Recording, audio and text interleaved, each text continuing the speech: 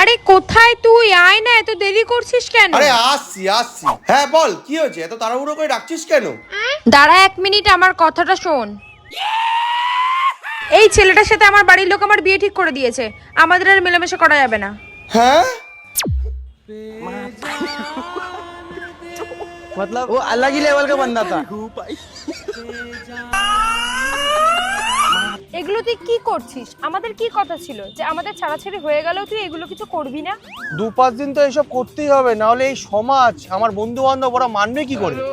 ছাড়ো সব বাদ দে, কেন ডাকলি সেটা বল। এটা ধর, একটু চাট নিয়ে আসি তারপরে বলছি। ও যতক্ষণ না আসে আমি একটা স্ন্যাপ নিয়ে নি।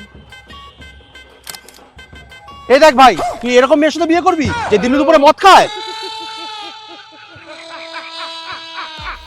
সমাজে তুই কি মুখ দেখাবি এই মেয়েকে বিয়ে করলে? तो साला ये दुख का खत्म नहीं होता बे।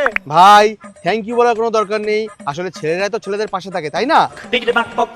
আরে বাবু, চিন্তা করার কোনো বিষয়ই নেই। শুধু মঙ্গলবার আর শনিবার আমার ব্রত থাকে, বাদ বাকি যে কোনো দিন তুমি আমাকে বলবে, আমরা দুজনে একসাথে বসে খাবো।